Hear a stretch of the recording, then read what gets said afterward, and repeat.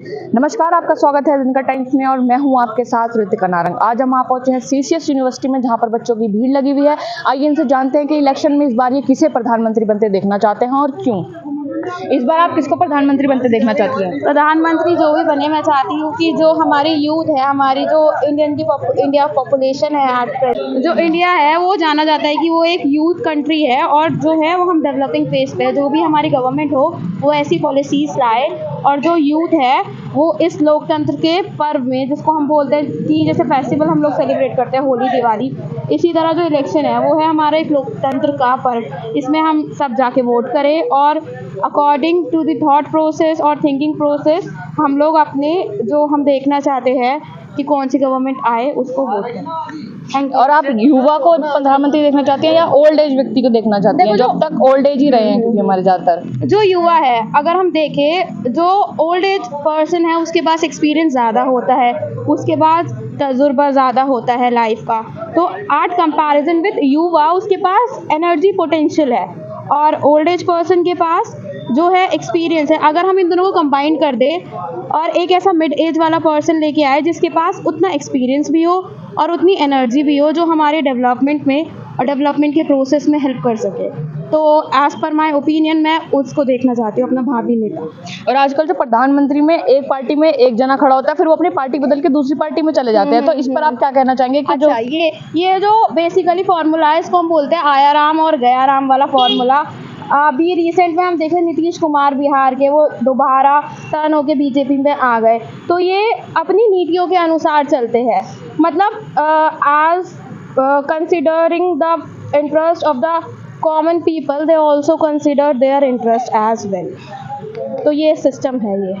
और अब तक जो पार्टी रही है भाजपा पार्टी, उसके बारे में आपका क्या कहना है कि उसने कैसे कार्य करें? क्या वो सही अब तक खड़ी रही है? आप उसको आगे देखना चाहती हैं? अच्छा, तो comparison on the comparison to the other parties, जैसे कांग्रेस हो गई जो हमारी 72 ईयर्स पुरानी पार्टी है, और जो भाजपा है, अगर हम देखें जैसे कांग्रेस पार्टी है वो हमारा एक स्टेपिंग स्टोन है। उसने एक बेसिक स्ट्रक्चर स्टार्ट कर दिया है, बना दिया है, जिसकी वजह से जो बीजेपी है उस पर काम कर पाई है और अपनी पॉलिसीज़ को इम्प्लीमेंट कर पाई है। और अगर कैलिबर है उस पार्टी में और उसकी पॉलिसीज़ में तो वो चल सकेंगी। तो देखना कौन सी पार्टी आप चाहते हो कि इस बार आए? परिवर्तन होना चाहिए। तो अब तक जो भाजपा सरकार रही है उसमें कोई परिवर्तन नहीं हो पाया। आपको नहीं लगता कि उसने कोई कार्य करे हैं देश के लिए? जैसे जो उन्होंने वादे करे थे वो वादे पूरे नहीं हो पाए। कौन से वादों की बात कर रहे हैं आप जो पूरे नहीं हो पाए हैं? पहले तो सबसे पहले रोजगार, जो यहाँ से 2 करोड़ रोजगार की बात करी थी उन्होंने, और बहुत सारे वादे करे थे।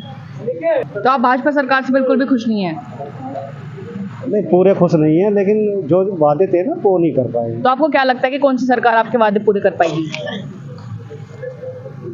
देखो, परिवर्तन कोई सी भी आए, 10-15 साल अगर किसी की सरकार रहेगी तो वो एक तानाशाही सरकार हो जाएगी। तो युवाओं की यही अपेक्षा है कि सरकार चेंज होनी चाहिए। तो आप क्या चाहते हो कि कोई युवा आए, ज़्यादा एज हो चुके हैं वही आए? देखो, कांग्रेस सरकार क्या रहता है, उस कांग्रेस का आप चाहते हैं कांग्रेस की पार्टी आए? कांग्रेस भी, हाँ, कांग्रेस आ तो आप सकती चाहते हैं युवा नेता आए? है। देखो, सोच युवा जैसी रहनी चाहिए, चाहे एज में वृद्ध हो कोई भी हो, लेकिन सोच जो है युवा जैसी रहनी चाहिए। इस बार आप क्या चाहते हैं, कौन सी सरकार आए? देखिए, सरकार यदि पूर्ण समर्थन चाहते हैं तो निरंकुश हो जाती है, और जो सरकार की बात करें, कोई समर्थन सरकार आती है तो दूसरी सरकार उसे आप अपने जवाब या किसी बिल को पास करने में आसान रहती है। अब समझिए, यदि आपने कोई बिना किसी मर्जी के आपने कोई थोप दिया लोगों को, तो आप पूर्ण बहुमत में आप नहीं बदल सकते। लेकिन यदि आप बैसाखी की सारे सरकार देखते हो, सारे में तो कहीं ना कहीं वो निरंकुश तो नहीं करेगी, वो लोगों के लिए सोचेगी उस तरीके से जैसे लोगों के लिए चाहिए। जैसे कि हमारे देश डेमोक्रेसी है, for the people, of people, by people, तो उसका सीधा सा इम्पैक्ट हमारे यही आता है कि जब तक हमारे लोगों के लिए हमारे द्वारा हमारा शासन नहीं चलेगा तो कोई फ़ायदा नहीं है। अब आप बैकडोर एंट्री कर रहे हो, आपकी बैकडोर एंट्री यूपीएससी में हो रही है, इनाम बिल्ड की लड़की यदि आ रही है बैकडोर, तो उससे क्या फ़ायदा हुआ? एक तरीके से एक युवा को नुकसान है, जो कोशिश कर रहा है, देख के टूटता है ना, कि मेहनत कर रहा है, रोज़गार की तलाश में है। ये नहीं है कि बीजेपी बहुत अच्छी है, कांग्रेस बहुत अच्छी है, लेकिन यदि बात की जाए आपकी अटल बिहारी वाजपेयी वाली बात की, तो उन्होंने भी सदन में खड़े होकर कहा था कि यदि हमने आज की तारीख में कांग्रेस की चीज़ों को गलत बोला तो ये देश की पुरुषार्थ पर एक गाली होगी कि हम उसे नहीं मानेंगे। फिर भी हम इस बात को समझते हैं कि जो किया अच्छा किया। अब हम कहने लगे बीजेपी ने कुछ नहीं किया। यदि हम इंफ्रास्ट्रक्चर की बात करें, बीजेपी का अच्छा इंफ्रास्ट्रक्चर है, नो डाउट। लोगों को अच्छे खासे आपने मॉडल दे दिए बना के, आपने गुजरात मॉडल को इम्प्लीमेंट किया है। इम्प्लीमेंट करने के बाद आपने बिजली की सुविधा है, सड़कें तो अच्छी हैं, लेकिन फिर भी अब सड़कों पर चले तो आपको टोल भी लिमिट रखनी चाहिए। अगर टोल चले जा रहे हैं उसकी क्या लिमिटेशन कुछ होगी ना।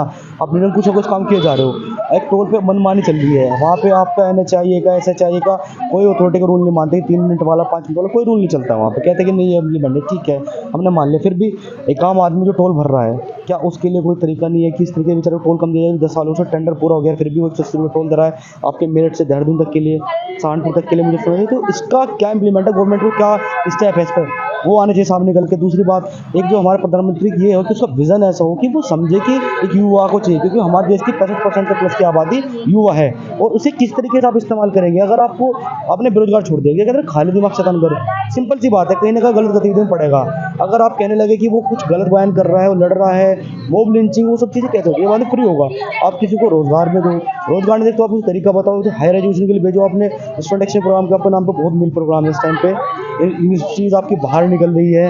इवन अभी आपकी कंट्रीज डेवलपिंग कंट्री से कंट्री से बाहर हो गई है, जब डेवलपिंग नहीं रही है, यानी आप लोअर में आ रहे हो। तो गवर्नमेंट को देखना चाहिए कि अब हमें ज़रूरत क्या है वक्त के साथ। रोटी कपड़ा मकान एक टाइम की ज़रूरत थी, लेकिन अब रोजगार, शिक्षा, स्वास्थ्य, ये सब ज़रूरतें हमारी है। तो मैं ये चाहता हूँ जो भी सरकार आए हमारे उस तरीके से कि आने वाले वक्त में लोगों को शिकायत तो हो, लेकिन उनका समाधान भी हो, जैसे लेकिन निरंकुशता से उस चीज़ों को हम सहते रहें।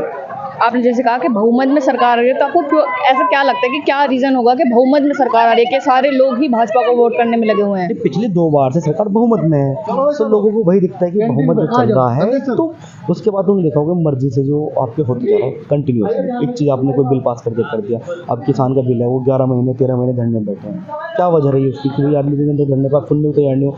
किसान है आतंकवादी थोड़ी, आप वहाँ पर बैरिकेडिंग्स लगा रहे हो, ऐसे इतने बड़े स्क्रीन लगा रहे हो। भाई ठीक है, आप ट्रॉली पर आदमी टैंक बता रहे हो यार, कोई तरीका नहीं बनता ना उस तरीके से। अगर आप समझे सिंपल सी चीज़ें बहुत आसान से शब्दों में बता जाते, हमारी सरकार हमारे लिए होनी चाहिए। हम अपनी बात करना चाह रहे हैं, अगर मेरी सरकार से मैं सीधे बात करूँ तो क्या समस्या है? यदि एक वक्त में हम धरना देख रहे हैं जंतर मंतर पे, तो वहाँ इतनी डंडा वगैरह की जगह है यार, ठीक है अन्ना ने अनशन किया है तो वहाँ डंडा नहीं बजा यार, हम अपनी बात रखने का दिखा रहे हैं। लोकतंत्र में यही तो है, यही हमारी पॉलिसी होती है। मैं मानता हूँ कि हमारी डेमोक्रेसी की मेन चीज़ है कि हमें कहने की आज़ादी है, और यदि हमें अपनी बात रखने की आज़ादी नहीं, फिर डेमोक्रेसी धीरे धीरे डाउन हो जाएगी। आपको लगता है भाजपा का डर है जनता में? डर कह लो, समर्थन कह लो, लोगों की सोच कह लो, या बहकाव कह लो, किसी प्रकार से भी समझना चाहे तो समझ सकते हैं। क्योंकि यदि मैं मेरे मन की बात करूँगा सामने वाले से, या सामने वाले के मन की बात करूँ, तो मेरे साथ ही खड़ा होगा, भले ही वो बात गलत हो। अब मैं किसी कहने लगूँ भाई वो तेरा दुश्मन है, मैं तेरा लड़ूंगा, वो लड़ेगा, भले लड़ना गलत है। हिंसा कितनी भी अच्छी हो, हिंसा को ही जन्म देगी। इसी तरीके से आप समझे, यदि गलत और सही में जब चुनने की बात आएगी तो आप सही की तरफ चुने, मैं चाहता हूँ। लेकिन फिर भी लोग क्या चुनते हैं कि मेरा फायदा देखना है। धन्यवाद। आपको लगता है अब तक सरकार जो हमारी आई है उससे कोई युवा जो है उनके लिए परेशानियां खड़ी हो रही हैं, या आपको लगता है युवाओं के लिए आसानियां हो रही हैं? देखिए, मेरा मानना ये है कि इसमें जो मेन है, ताली एक हाथ से नहीं बजती है, ताली दोनों तरफ से बजती है। अगर युवा पढ़ा लिखा पॉलिटिक्स की तरफ ध्यान देगा तो वो तभी उसके बारे में सही से अपनी टिप्पणी रख पाएगा, या उसके बारे में कुछ कह पाएगा। ज़्यादातर क्या है कि आजकल सब व्हाट्सएप वगैरह से पढ़ लेते हैं और एक दूसरे पर टिप्पणियाँ कर देते हैं। लेकिन जैसे कि हम सब पढ़ते हैं लिखते हैं, एजुकेशनल जो सोसाइटी है हमारी, जैसे कि आप है मैं है, तो वो पॉलिटिक्स की तरफ बिल्कुल ध्यान नहीं देती है। वो पॉलिटिक्स को एक अलग तरीके से लेती है। अगर पढ़े लिखे लोग इसमें जाएंगे तो उनका एक नज़रिया अलग रहेगा।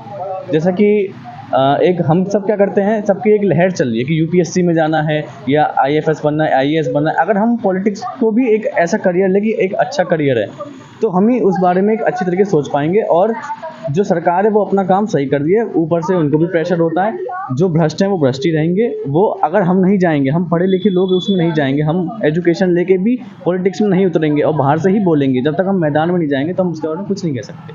तो जब तक हम अंदर नहीं जाएंगे तब तक हम उसके बारे में कुछ नहीं कह सकते। इसलिए मेरा मानना यही है कि ताली एक हाथ से नहीं बजती, ताली दोनों हाथ से बजती है। तो सरकार में कोई दिक्कत नहीं है, हमें सबको समझने की ज़रूरत है चीज़ों को। हाँ, हमें बिल्कुल बारीकी से उसको समझने की ज़रूरत है कि कौन किस तरीके से चीज़ को ले रहा है। बस फिलहाल के लिए इतना ही। देखते रहिए दिन का टाइम्स।